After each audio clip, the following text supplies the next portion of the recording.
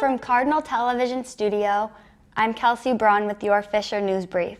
Children could begin getting vaccines as early as this week, and the White House already announcing that COVID-19 vaccine program for kids will be running at full strength next week. But even before the CDC gives it the green light, some parents are anxious. Camilla Burnell spoke to parents on both sides of the issue.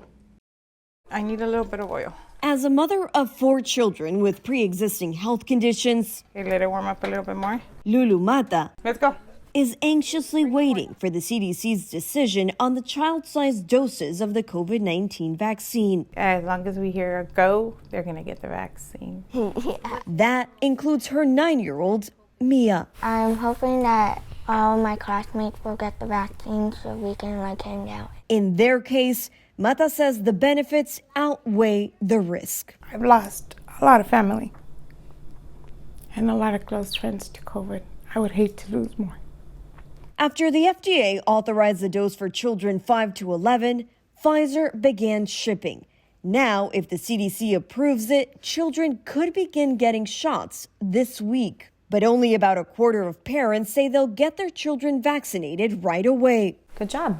Kelly Ufredo is also a mother of 4. I refuse to put that in my children's body, so I will do whatever it takes to not have to do that. She, too, has a 9-year-old in 4th grade. My mom said that she doesn't want us getting it because we don't know the long-term side effects. The FDA says they're confident in the safety, effectiveness, and manufacturing data of the vaccine for children. And many pediatricians are already placing orders. It's very safe, and not only safe, it's effective. It's protecting kids of ending up on the hospital, ending up with complications, and even dying. Dr. Elan Shapiro says it's okay to have questions, but it's important to get the right information, and added he has been looking at data from child vaccine trials. We have not seen any kids get harmed with this. We have not seen any teenagers get harmed with this. And this giving people like Lulu Mata even more confidence in the vaccine. Hey, you guys have your drink? I respect everybody's opinion. I'm just doing what I can to protect my little ones. I'm Camila Burnell reporting. The trial of Kyle Rittenhouse is underway in Kenosha, Wisconsin. The judge opened court Tuesday, going over jury instructions for each count with the attorneys.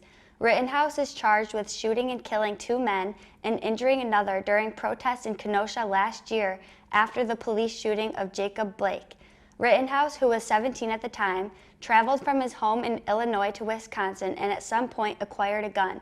His lawyers concede he did kill both men and hurt another, but say he was acting in self-defense during the shooting. He has pleaded not guilty. Much of his legal costs, including a $2 million bail and attorney fees, have been covered by right-wing conservatives who celebrate the vigilante justice Rittenhouse says motivated him. Rittenhouse faces life in prison if convicted of the most serious charge against him. For island nations, climate change is not just a challenge for the future, it's an immediate threat. The Prime Minister of Barbados spoke on behalf of many countries facing that reality, calling the crisis a code red. 1.5 is what we need to survive. 2 degrees, yes, SG, is a death sentence for the people of Antigua and Barbuda, for the people of the Maldives, for the people of Dominica and Fiji, for the people of Kenya and Mozambique, and yes, for the people of Samoa and Barbados. We do not want that dreaded death sentence.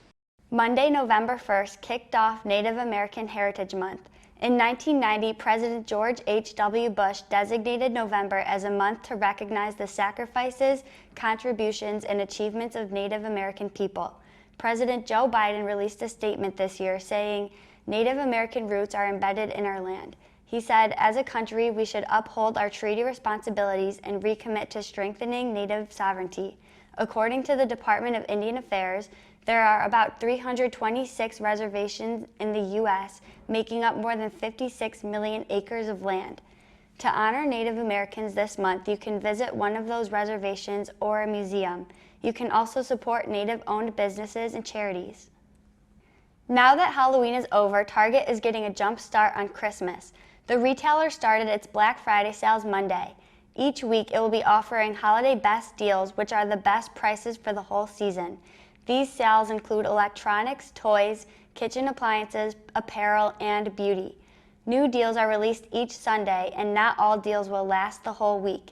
Experts have been recommending people shop early this year because of shortages and supply chain issues. A Texas bar is giving Mariah Carey's mega Christmas hit the silent treatment. Is it too soon for the Christmas classic? Mariah doesn't think so, but the bar does. CNN's Jeannie Moose reports. When Mariah Carey sings, some want a lot less of this song, which explains why a self-described dive bar in Dallas put up a sign on their jukebox that has Mariah fans up in arms. Mariah Carey's All I Want for Christmas Is You will be skipped if played before December 1st. After December 1st, the song is only allowed one time a night. I don't hate Mariah Carey and I don't hate Christmas. But the general manager of Stone Lee P says customers play Mariah's mega hit too often and too soon before Christmas. So the staff is on high alert. Once we hear those twinkles, we run for the remote. It's really just a button that we press skip. To skip Mariah long before she gets to the title. Fans are outraged if I see that sign, but amazingly, it's never been defaced and they've put it up for a couple of years. Some were defiant. I will be streaming it 1 million times this Christmas season and the next 2. Even Mariah herself reacted. Watch the bar manager's eyes when we tell her that. No! Yes! Someone posted, "Is this the war on Christmas?" And Mariah responded with herself in armor, ready to do battle. She also posted a video of herself destroying the knot in It's Not Time. It's time for Mariah's favorite season, Christmas.